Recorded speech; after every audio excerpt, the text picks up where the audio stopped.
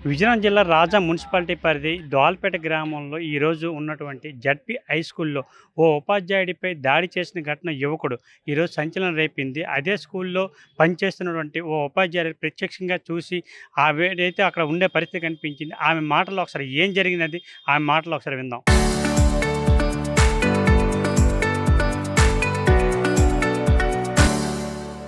అమ్మ చెప్పండి, ఈరోజు అసలు దాడి చేయడానికి కారణం ఏంటి? అసలు ఏం జరిగింది ఈ స్కూల్లో ఈరోజు? ఈరోజు నేను స్కూల్‌కొచ్చే సమయంలోని గేట్ దగ్గర కారు ఆగిందండి.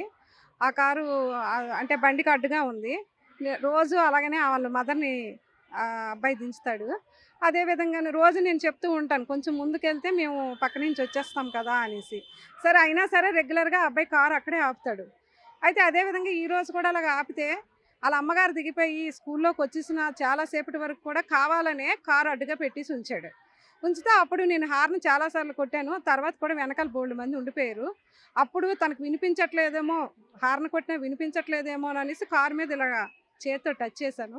చేసేసరికి అప్పుడు కూడా ఒక 5 నిమిషాలు కారు కదపకుండా ఉంచాడు. మాకు లేట్ చేయాలనే ఉద్దేశంతోటేను. ఆ తర్వాత కారు అక్కడ పెట్టేసి ప్రేయర్ చేయడానికని నేనొస్తే స్కూల్లోకొచ్చి డైరెక్ట్‌గా వచ్చి దుర్భాష ఆడాడతను. వచ్చి "నీకు కామన్ సెన్స్ లేదా? ఒక నిమిషం ఆగలేవా? నీకెవడిచ్చాడు ఉద్యోగం?" అనేసి చెప్పేసి నన్ను ఇచ్చేశాడు. ఇక్కడ వేణు సార్ ఏమో పిల్లలందరినీ ప్రేయర్ కోసం సర్దుతున్నారు. వేణు సార్ అయితే "ఏంటి ప్రేయర్ టైంలోని గొడవ? తర్వాత మాట్లాడుకుందాము. పద బాబు" అనేసని అన్నారు. అతను ఏమీ అనలేదు. జస్ట్ ఇలాగ భుజం పట్టుకొని మాత్రమే తీసుకొనెళ్లారు. అతనికి కూడా "నువ్వెవడురా నాకు తోస్తున్నావు, మ్యాన్ హ్యాండ్లింగ్ చేస్తున్నావు" అనేసి చెప్పేసి అతని మీదకి తిరగబడ్డాడు.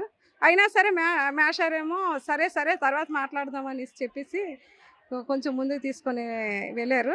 వెళ్ళిన తర్వాత ఇంకొకసారి కూడా చెప్పినా సరే అతని మీద కూడా విరుచుకుపడ్డాడు అతను. అప్పుడేమో వాళ్ళ మదరుని ఇంకో టీచరు వచ్చి బయటికి తీసుకొనెళ్లారు. బయటికి తీసుకొనెళ్ళి అక్కడ "నీ నీ అంతు చూస్తాను" అనేసి చెప్పేసి అక్కడ అరిచాడు.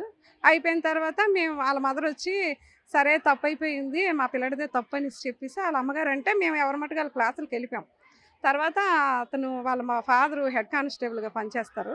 ఆయనొచ్చి ఇలాగా "ఎవడ్రా నా కొడుకుని మ్యాన్ హ్యాండ్లింగ్ చేశారని" డైరెక్ట్‌గా వచ్చేసారు. వచ్చేసిన తర్వాత హెచ్ఎం గారి రూమ్‌లో వేణుమేషారు ఉన్నారు. మేమందరం వేరు వేరు చోట్లున్నాము. ఆళ్ళు రాగానే మేమందరం దగ్గరికెళ్ళాము. వెళ్ళేసరికి అతను వేణుమేషారుని అడుగుతున్నారు.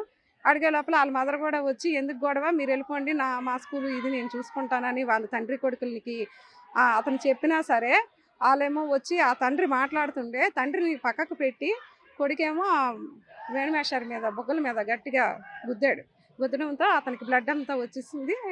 ఇలా జరిగింది ఇదంతాను.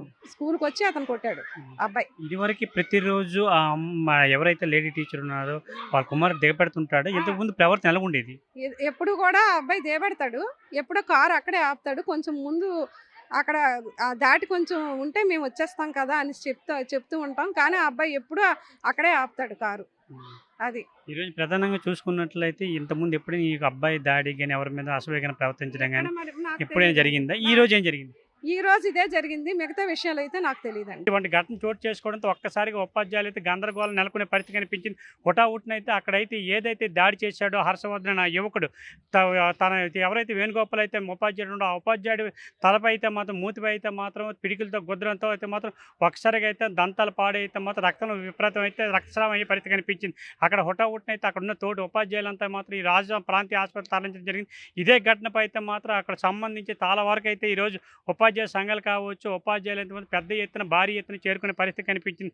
ఈ విషయంపై ఎట్టి పరిస్థితుల్లో అయితే మాత్రం వదిలేది లేదంటూ తక్షణం అయితే కేసు పెట్టి అయితే మాత్రం ఎవరైతే దాడికి పాల్పడ్డారో అనేది మాత్రం తక్షణం శిక్షించాలంటే అయితే ఉపాధ్యాయ సంఘాలు కావచ్చు, దానికి సంబంధించి ఎవరైతే ఉపాధ్యాయులు అదే స్కూల్కి సంబంధించి ఉపాధ్యాయులంతా అంతా ఒకటై పరిస్థితి కనిపించింది. అంతేకాకుండా ఏదైతే అదే స్కూల్లో పనిచేస్తున్నటువంటి ఉపాధ్యాయురాలు కొడుకు దాడికి పాల్పడిన ఘటన చోటు చేసుకుంది. ఉపాధ్యాయురాలు అయితే అప్పటికే వాదిస్తుంది, ఇది తప్పు నాన్న అని చెప్పేసి వాదించడం జరిగింది. ఎవరైతే దాడికి పాల్పడ్డాడో ఈ యువకుడు హర్షవర్ధన్ తండ్రికి అయితే ఫోన్ చేశాడు. తండ్రి అయితే హెడ్ కానిస్టేబుల్‌గా విధులు నిర్వహిస్తున్నాడు. అక్కడికి వచ్చి అయితే మాత్రం హెడ్ కానిస్టేబుల్‌గా ఉన్నప్పుడు కూడా అతను కూడా వచ్చి దుర్భాష మాట్లాడడం జరిగిందని చెప్పేసి అయితే ఈరోజు ఉపాధ్యాయులంతా మాత్రం ఆరోపించే పరిస్థితి కనిపించింది. ఏది ఏమైనా సరే ఇటువంటి ఘటన చోటు చేసుకోవడంతో పెద్ద ఎత్తున అయితే మాత్రం ఈరోజు ఉపాధ్యాయులు కావచ్చు, ఉపాధ్యాయ సంఘాలు కావచ్చు, ఆసుపత్రి రావడం, అందుకంటే పోలీస్ స్టేషన్‌కి రావడం అయితే ఆందోళన చెందే పరిస్థితి కనిపించింది. ఇటు క్రమంలో ఎవరైతే ఈ దాడికి పాల్పడ్డారో, ఈ దాడి చేశాడో ఆ దాడికి సంబంధించి అయితే ఉపాధ్యాయులు అదే స్కూల్‌లో పనిచేయడు, మాకు ఒక్క ఛాన్స్ ఇవ్వండి, తప్పైపోయింది, మా అబ్బాయి మా భర్త ఇలా చేశారంటే అయితే మాత్రం ఆరోపించడం జరిగింది. అయినప్పటికీ కూడాను ఉపాధ్యాయ సంఘాలు క్షమించేది లేదంటే అయితే మాత్రం సాయంత్రం వరకు అయితే మాత్రం ఈ చర్చలు జరగడం జరిగింది. తీరా చూసేసరికి అయితే మాత్రం ఎవరైతే ఈ దాడికి పాల్పడ్డాడో ఆ అబ్బాయి ఆ తల్లి అయితే మాత్రం తప్పైపోయింది, ఒక ఛాన్స్ ఇవ్వండి అంటే అయితే మాత్రం ఈరోజు పోలీస్ స్టేషన్ కావచ్చు, ఈ ఇంటి దగ్గర హాస్పిటల్ దగ్గర కావచ్చు, ఈరోజు అయితే మాత్రం బతిమాలే పరిస్థితి కనిపించింది. ఈ విషయంపై అయితే మాత్రం కొడుకు లైఫ్ పోద్దని చెప్పేసి ఒక్కసారి రిక్వెస్ట్ చేయడంతో ఈ రాజీ ప్రయత్నం జరిగే పరిస్థితి కనిపించింది. ఈ విషయంపై అయితే ఉపాధ్యాయ సంఘాలు అయితే మాత్రం ఇటువంటి సంఘటన చోటు చేసుకోకూడదు, దీనిపై అయితే కఠినంగా ఉండాలని చెప్పేసి అయితే అంతా ఒకటి అయ్యే పరిస్థితి కనిపించింది. రాజా మున్సిపాలిటీ పరిధి నుంచి డాల్పేట గ్రామం నుంచి సురేష్ RTV.